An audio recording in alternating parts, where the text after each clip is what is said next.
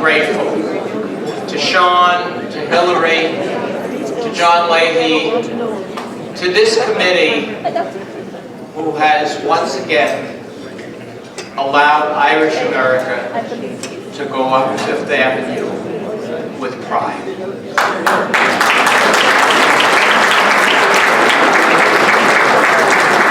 And I want to ask all to acknowledge my co-honorees, and particularly the man, in my mind, who has done so much for the cause of peace in Ireland, who has been totally unacknowledged in these years. And tonight, thank God, we're acknowledging. Chris Hyland, stand up, please, and let everybody.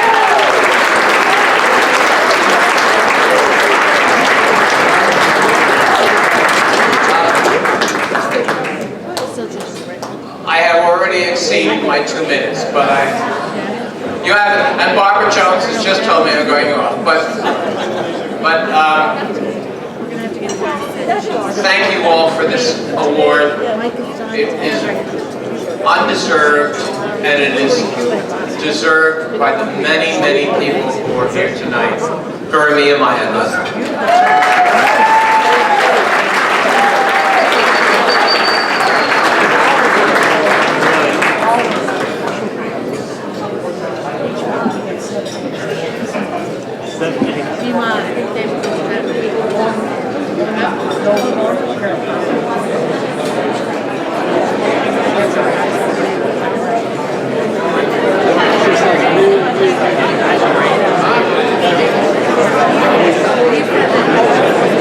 Neither Bill Flynn nor Chuck Feeney could be here with us this evening, so we're going to send them their awards.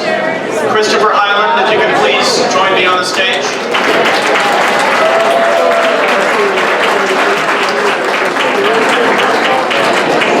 Now, what can I say about my good friend and fellow Foundation board member, Christopher Hyland? When I asked each of the honorees tonight to provide me with a short biography, I got roughly a paragraph from everyone, including Senator George Mitchell. Christopher sent me a brief 134-page bio. Thank you, Christopher. The short version, he tells me, with references to Lady Diana, Sherpa Tenzing Norgay, one of the first guys that joined Mount Everest. It was kind of like Forrest Gump, in a way, with the references of all the... But first of all, I want to thank you, my good friend. I mean that. Thank you. He is truly an invaluable resource and provides an endless stream of unsolicited feedback, which sometimes drives me up the wall. Thank you, Christopher. Of course, the most annoying part is that he's usually right, which is even more annoying. Christopher's from Salem, Massachusetts. He's a highly successful textile merchant, designer, photographer, and writer. He's a patron of the visual arts and music. Graduated with a BSFS in Foreign Service from Georgetown, where he befriended fellow student and future President Bill Clinton. Christopher's been awarded 3 honorary doctorates. He served as Deputy National Political Director for the Clinton's first presidential campaign and initiated or chaired 11 transition conferences. In '91, Christopher originally promoted the idea for the cause of peace in Ireland to unify support amongst Irish Americans for the Clinton candidacy. As Neil O'Dowd said to me, everything started with Christopher.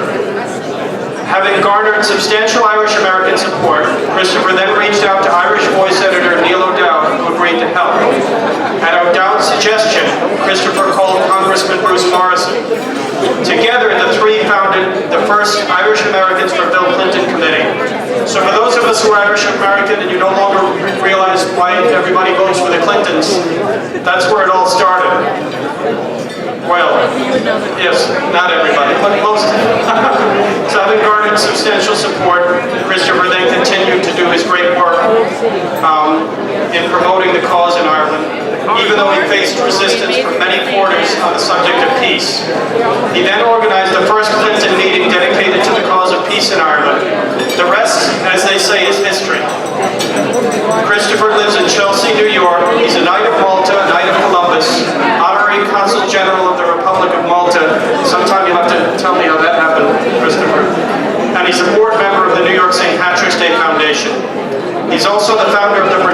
prestigious Highland Awards for Design opened up the world and ideas. Christopher Highland.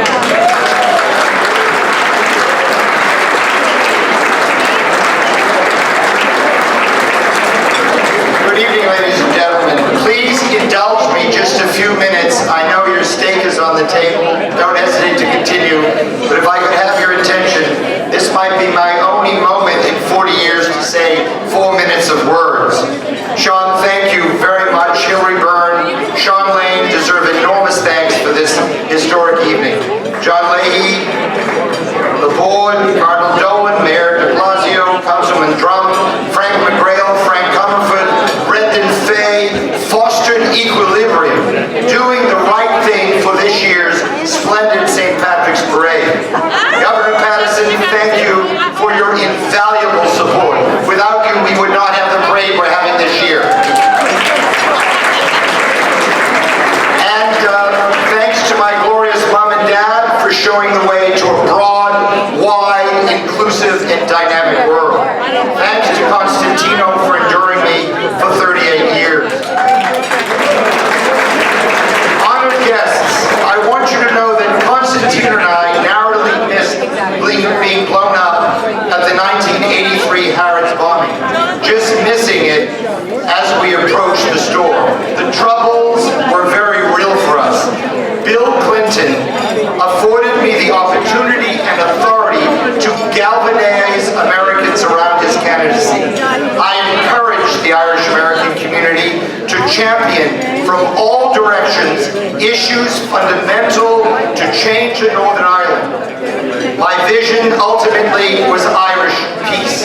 Inclusive, fair, and focused hard work resulted in that community acquiring enormous power. The moral high ground was a bit chilly, with pockets of resistance in the Irish American community, among powerful Democrats, and within the campaign itself. Jim Clark and I this evening were intimidated by references to peace removed, barely kept in at my insistence. But I had two aces in my pocket, ladies and gentlemen, two Georgetown professors, Carol Quigley espousing inclusiveness, McSorley peace, guided me from across the decades, but most importantly, they guided a brilliant fellow student, Bill Clinton, to action on the Irish issue. We deserve to give Bill Clinton a round of applause.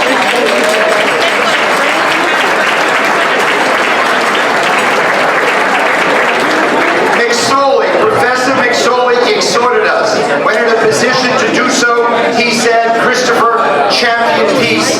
Months of hard work led to dynamic, game-changing leaders Neil O'Dowd and Bruce Morrison. Together, we formed Irish Americans for Bill Clinton. They were the best thing that ever happened to that campaign in that community, those two guys. Clinton responded, making commitments, dumbfounding his advisors. Irish Americans proved that private citizens can, in our still vital democracy, forge political history, echoes of 1916, and indeed echoes of 1776.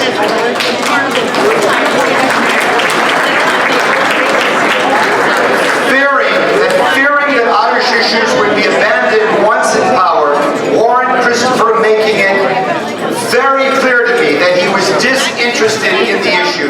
I organized the first Irish conference in Clinton World.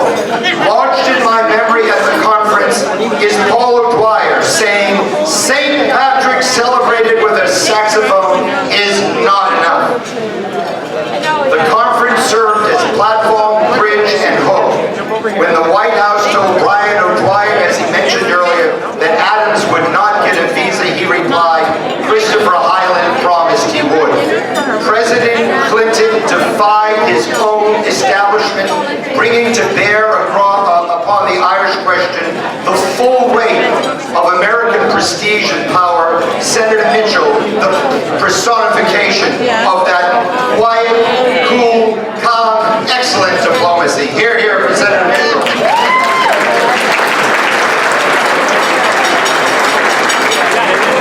I was often reminded during the process of Martin Luther King telling me, look evil give it no succor. And of travels with Robert Garfinkel, alone 15 and 16 years old, behind the Iron Curtain and in the Middle East, where freedom and peace was and still is elusive. The gentlemen honored this evening were there at the beginning, facing impenetrable indifference, courageously espousing Irish issues, espousing peace.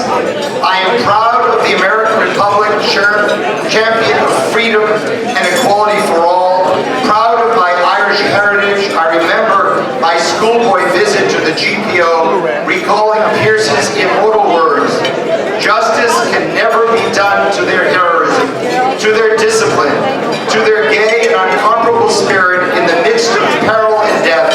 Let me, who have led them into this, speak their praise and ask those who come after them to remember them. They gave their lives under this hollow tricolor and Declaration of Independence. We and Clinton, as do all of you, continue this legacy of action towards justice for all. Having been lost in history and probably will return there after this long speech, having been lost in history, thank you from the bottom of my heart for this recognition. I appreciate it very, very much.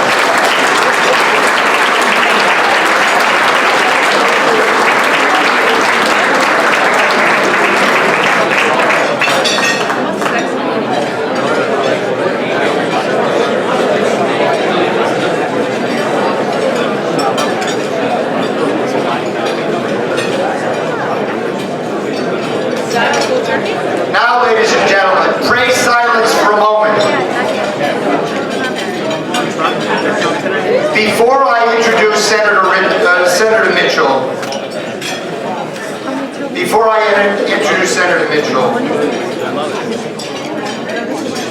I would ask you if you would please give 3 robust hip hip hurrahs. 1, for the anniversary we honor this night. 2, for Senator Mitchell and all the good work which he has done. And 3, for our inclusive parade. Let's make it a really strong, so that history hears our voice. History hears us in one uniform. Don't choke on the steak, whatever you do. Hip hip!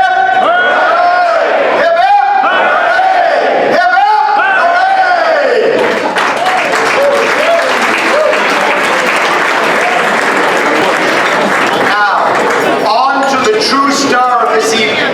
It's easy to begin things as the brilliant gentleman who accompanied me earlier this evening, but it's hard to clinch the deal. It is my pleasure to introduce Grand Marshal George Mitchell, whose life personifies inclusiveness, tolerance, and peace.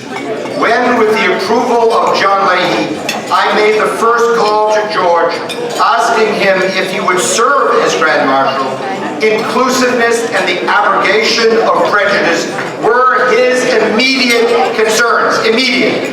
No prejudice, inclusion. How appropriate as this year's parade celebrates the 100th anniversary of the 1916 Easter Uprising and the ringing words of its proclamation, cherishing all the children of the nation equally and oblivious of differences. George Mitchell would agree with Thomas Mann that prejudice is like a hand grenade tossed over the wall to wreak havoc in civilization and in democracy, to undermine Western life, to unleash unconquered instincts. As Special Envoy, George Mitchell has witnessed such instincts during his orchestration of the 1990s Accord, forever synonymous with the Mitchell principles, deftly during 5 years in his immensely capable hands, deflecting the hand grenades of prejudice, securing peace in Ireland, a beacon, now a beacon to hope in the entire world. We owe George Mitchell profound gratitude. Peace he brought, albeit one that resulted in him visiting, in his own words, more Irish organizations than there are Irish. Tomorrow, leading 200,000 marches, greeted by 2 million admirers, George will personify the hopes, he will of millennia of Irish and of Christ's declaration to love and to forgive. Ladies and gentlemen, please join me in welcoming the first and greatest Grand Master of my tenure up on the stage, and I'm sure we are going to give him a huge round of applause. Please stand for George Mitchell. Please stand for Senator Mitchell.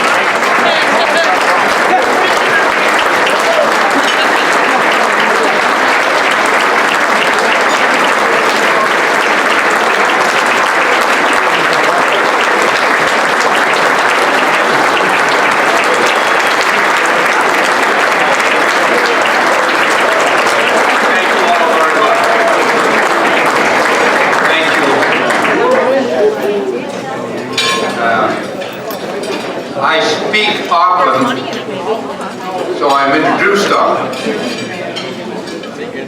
And for me, a highlight of the program always is the introduction.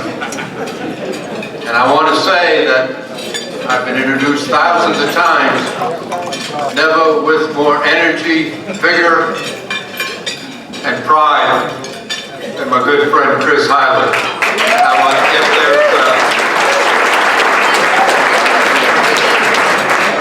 If there's such a thing as introducer-in-chief, it's Chris.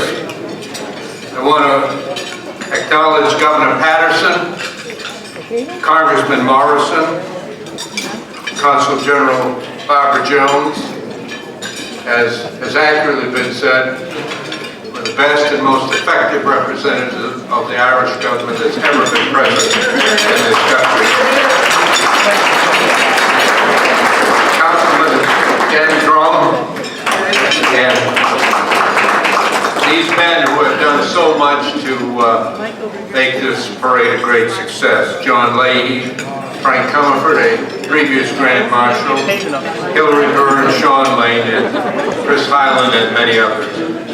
I hope all of you will understand that an event of this magnitude and significance requires effectively year-round effort.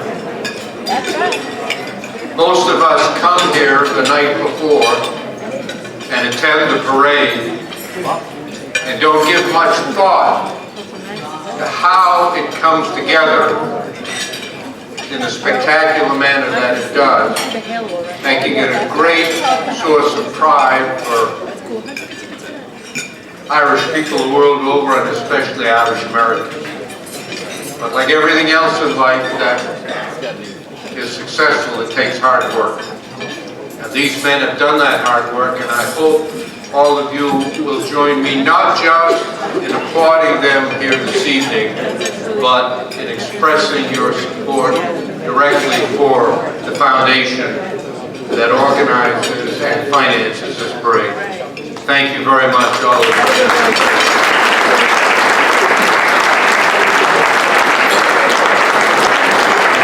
I have said often that one of the things that I learned after my experience in Northern Ireland, traveling around our country, is that in the United States, there are in fact more Irish American organizations than there are Irish Americans. And that's a good thing. Now, it's not all good, because as usual, I am the last and tonight the 8th speaker. And so I feel like Zsa Zsa Gabore's 8th husband on their wedding night.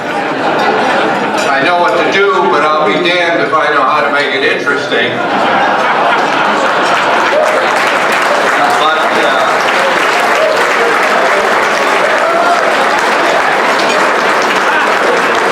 But like him, I'm going to try.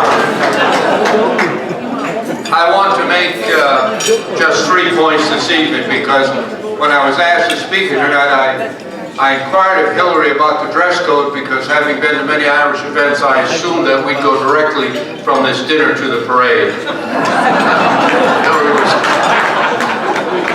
Hillary assured me that we had a brief break to go home, go to the bathroom, and change our clothes before the parade. For that, I'm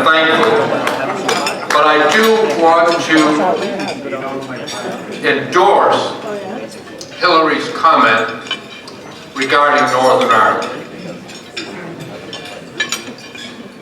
I'm an American, proud of it, but a large part of my heart and of my emotions will always be in Ireland, and particularly in Northern Ireland. I spent 5 years chairing several negotiations, and then I spent 10 years as the Chancellor of Queen's University. And I can say to you that it is a remarkable degree of progress that has been made, but much more remains to be done. And as I have said to audiences all over this country, I am asked repeatedly, how can I help? And the fact is that each and every person here and all across the country who care about Ireland can help. The single most important requirement in Northern Ireland, as it is everywhere in the world, including our own country, our own state, and our own city here, is the need for economic growth, jobs, and commerce. My first assignment as the President's representative in Northern Ireland was to organize a White House conference on trade and investment with Northern Ireland as a way to underpin the then nascent peace process to allow it to develop. And every person here can play a role by visiting, by investing, by trading, by helping to further reinforce and strengthen the bonds between the United States and Ireland and Northern Ireland, to help them gain the economic independence that will make it impossible for the fringe elements on both sides who want to return to the conflict of the past. Each one of you can be a peacemaker. Each one of you can help Northern Ireland and Ireland make more progress. So I encourage all of you. Many of you here are from Ireland, many from Northern Ireland. You know that there are no more productive and energetic and positive people anywhere in the world than in Ireland and in Northern Ireland. So I urge you, visit there, invest there, trade there. You too can be peacemakers.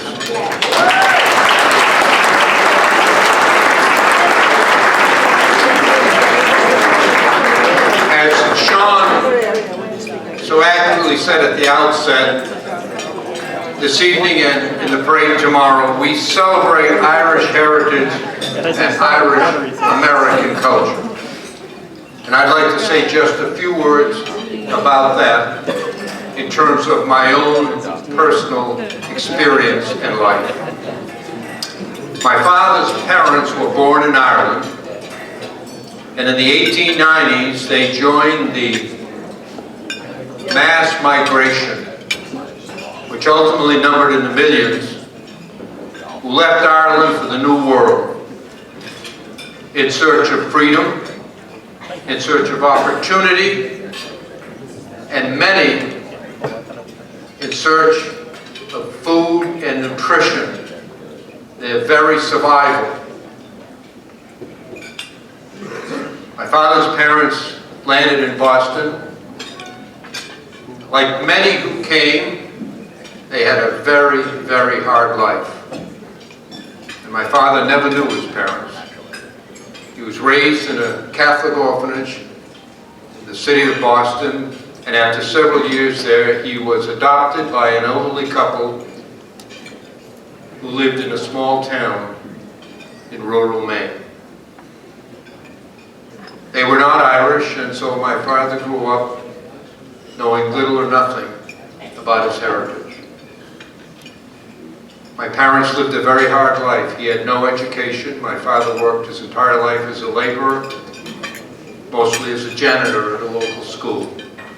My mother, who was herself an immigrant from Lebanon, could not read or write, and she spent 50 years working the night shift in textile mills in small towns in Maine. But we, their children, my sister is here with me this evening, and my 3 brothers, were lucky, because fate and serendipity brought my parents together in America. And so we enjoyed the opportunity to get the education my parents never had.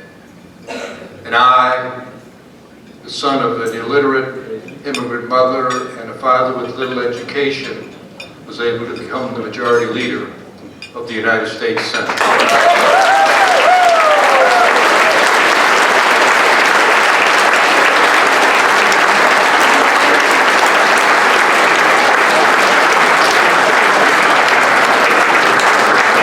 As we celebrate our Irish heritage, let no one of us forget our American citizenship or opportunity.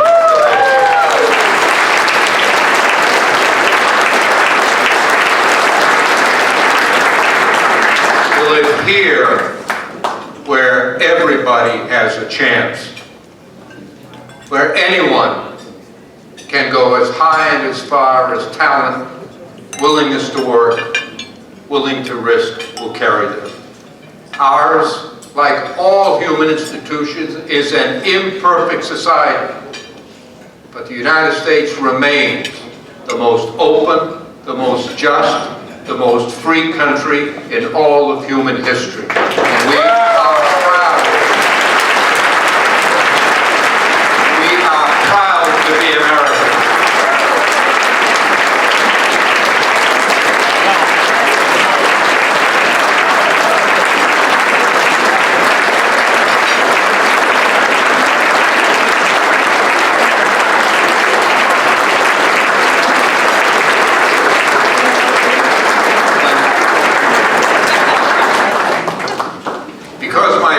Knew little of his heritage, I knew little of it. And when President Clinton asked me to go there, I was at first reluctant. I retired from the Senate. I got married after promising my wife that I was finished with politics and would stay home. And a week later, I left for Northern Ireland. I'd like to ask my wife, Heather, to stand and ask you to join me in thanking her.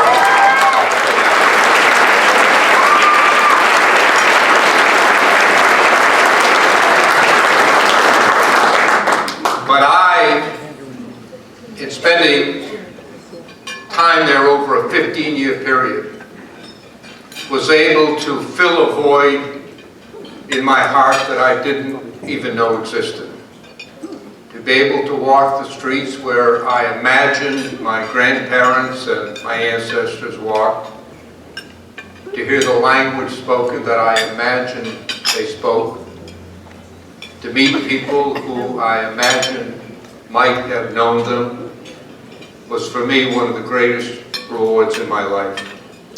And when I think of my Irish heritage, I think of a people who above all else have demonstrated resilience and strength through long periods of oppression, injustice, not having the dignity and self-esteem that comes from the right of people to govern themselves. The people of Ireland persevered, and they brought here to America and to the far-flung corners of the earth joy, happiness, song, great literature, and great spirit. And we celebrate that all here this evening in the Citadel of Freedom, the United States of America.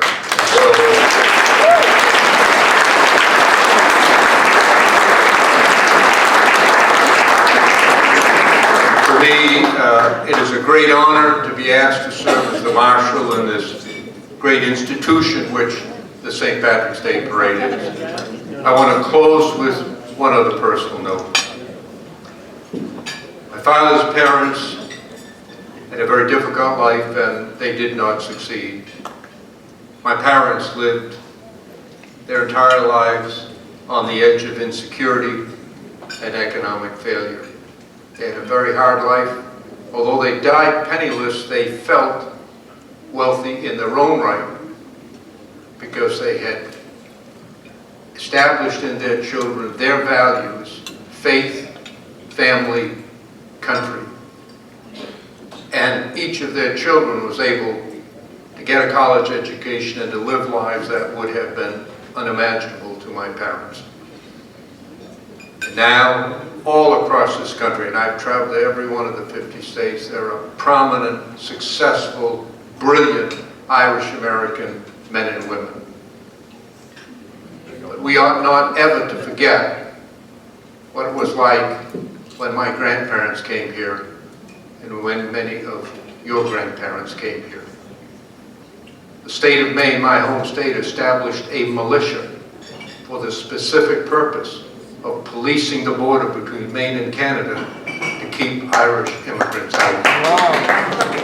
And here in New York and many other places in our country, we all remember the degrading signs and the demeaning treatment which was accorded Irish American men and women.